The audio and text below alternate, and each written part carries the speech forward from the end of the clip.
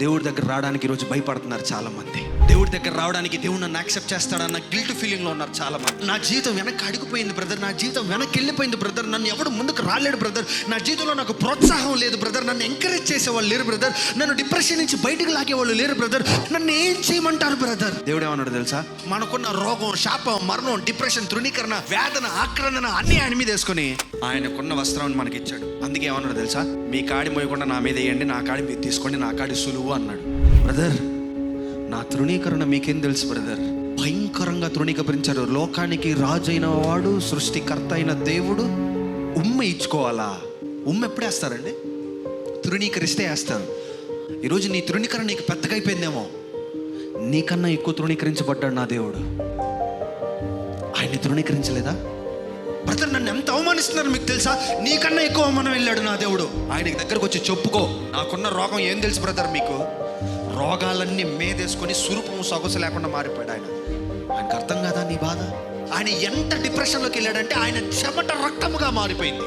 You have never been through a situation that God has not been before. నువ్వు పిలిస్తే పలికే దేవుడు, నువ్వు చెప్తే వినే దేవుడు. ఈరోజు నీ పరిస్థితి ఏంటో చెప్పనా? నువ్వు ఎవరో చెప్పనా? క్రీస్తునే వస్త్రముగా ధరించుకున్న వాళ్ళమ్మను. ఎవరిని ఏం అడగాలో తెలియకపోవడం చాలా మందికి ఉన్న పెద్ద సమస్య. Learn to ask right questions to right people. చాలా మంది చేసే తప్పులు ఏంటి అని అంటే, సలహాల కోసం వాళ్ళ చుట్టుపక్కల వాళ్ళని అడుగుతారు. దయచేసి 2 చేతులు జోడించి చెప్తున్నా, మీ చుట్టుపక్కల వాళ్ళు ఎప్పుడు సలహాలు అడగబాకండి. మీకన్నా పై స్థాయిలో ఉన్న వాళ్ళు మాత్రమే అడగండి. గాస్పెల్ అంటే ప్రీచింగ్ మాత్రమే కాదు, reaching is the real preaching. Paul జీవితంలోనండి ఆయన వాక్యం చెప్పిన దానికన్నా ఆయన జీవితం ద్వారా సంపాదించుకున్న వాళ్ళు ఎక్కువ. పేతురు చెయ్యి పెట్టి ప్రార్థన చేసిన దానికన్నా పేతురు నడుచుకుంటే వెళ్ళిపోతుంటే స్వస్థత పొందుకున్న వాళ్ళు ఎక్కువ. అది మాదిరికరమైన జీవితం అంటే. మన బతుకు చూసి 100 మంది బాగుపడాలి. మీ బంధకం ఏదైనా, మీ రోగం ఏదైనా, నజరేయుడైన యేసు నామములో ఈ రోజు ప్రతి తలుపు తెరవబడును గాక.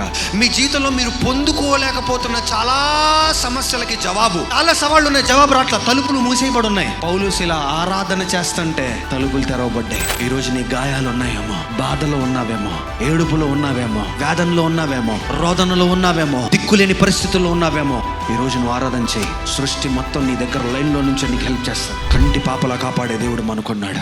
శ్రమల గుండా వెళ్తున్నావా? పర్లా, శ్రమల్నే సిరాగా మార్చుకో. సిరా అంటే తెలుసా? ఇంక్. నీ శ్రమల్ని ఒక సిరాగా మార్చు. నీ ఎక్స్పీరియన్స్ ని పదములుగా మార్చే, నీ అనుభవాలని ఒక పదములుగా మార్చే. Pain to praise and wounds to worship.